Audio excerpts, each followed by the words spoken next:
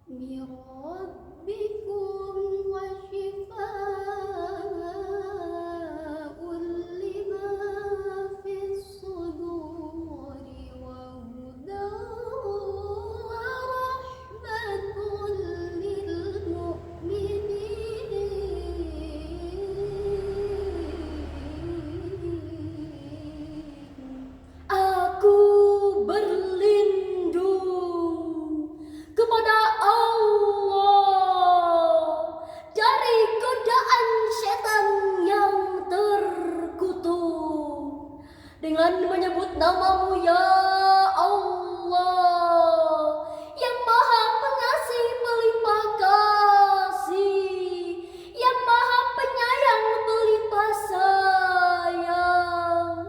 Wahai manusia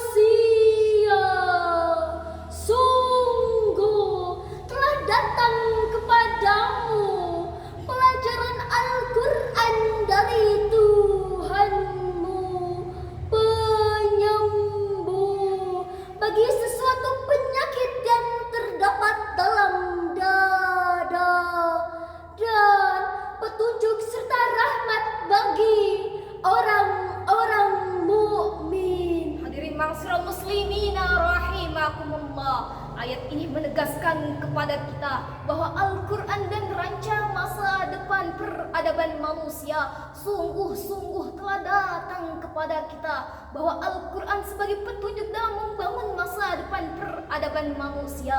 Sebab pada ayat ini memiliki 4 fungsi Al-Quran dalam membangun peradaban manusia, yaitu pertama, Al-Quran berfungsi sebagai nasihat dan pelajaran dari Tuhan yang Maha Pengajar. Imam Al-Ghazali dalam Jawahir Al-Qur'annya menjelaskan, semua cabang ilmu pengetahuan, baik yang datang terlebih dahulu maupun yang kemudian, baik yang sudah diketahui maupun yang belum, semuanya bersumber dari Al-Quran.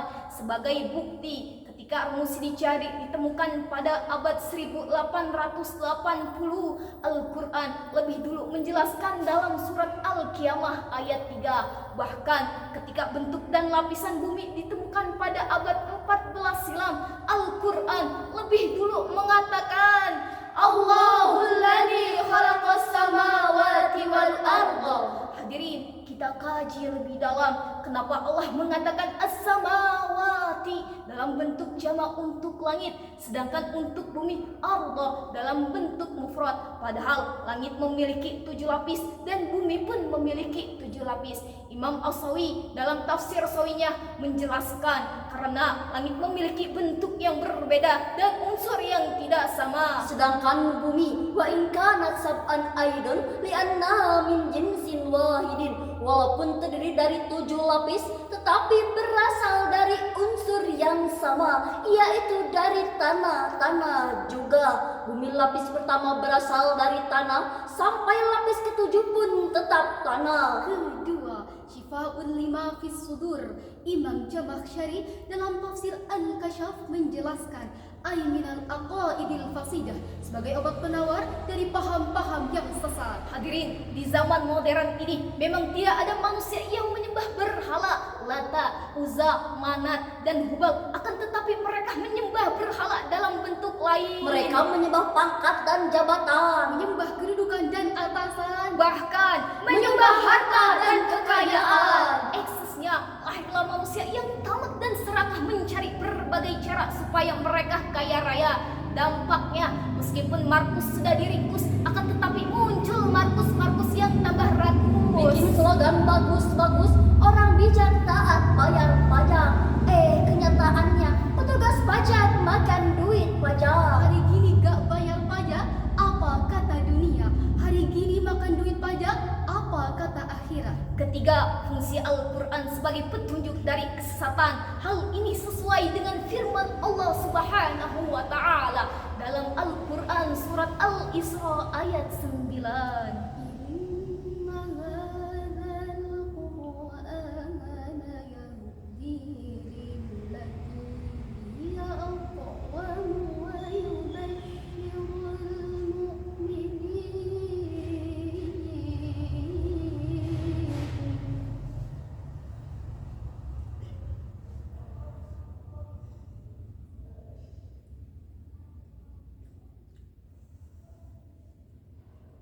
ويبشر المؤمنين الذين يعملون الصالحات أن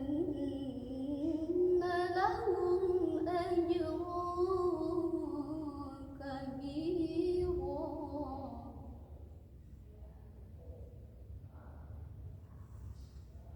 ويبشر المؤمنين الذين يعملون الصالحات أن لهم أجرا كبيرا. صدق الله العظيم. Sesungguhnya Al-Quran ini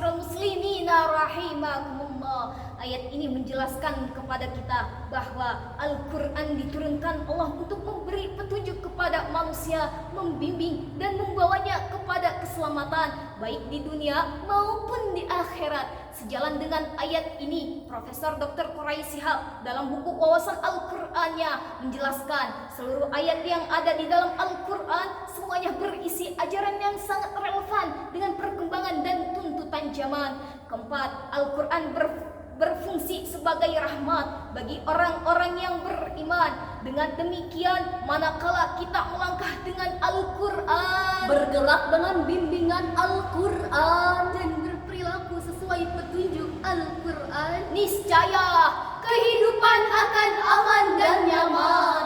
Timbul pertanyaan, bagaimana usaha pemerintah dalam menjadikan Al-Quran sebagai pedoman hidup?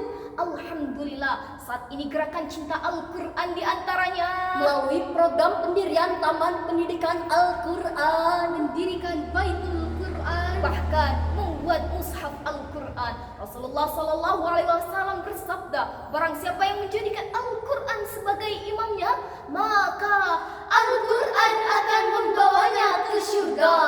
Namun barang siapa yang menjadikan Al-Quran sebagai makmumnya, maka Al-Quran akan mendorongnya ke neraka.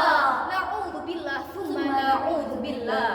Dengan demikian, syarahan yang dapat kami simpulkan bahwa Al-Quran sebagai pedoman hidup manusia. Oleh karena itu, jika kita ingin hidup bahagia dan mulia, makmur dan luhur, mari jadikan Al-Quran sebagai tuntunan.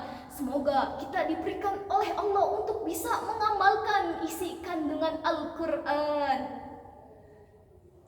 Bapak Ibu Dewan Juri, cukup sekian syarahan kami. Mohon maaf atas kekurangan kami. Terima kasih, semoga berjumpa kembali. Wassalamualaikum warahmatullahi wabarakatuh.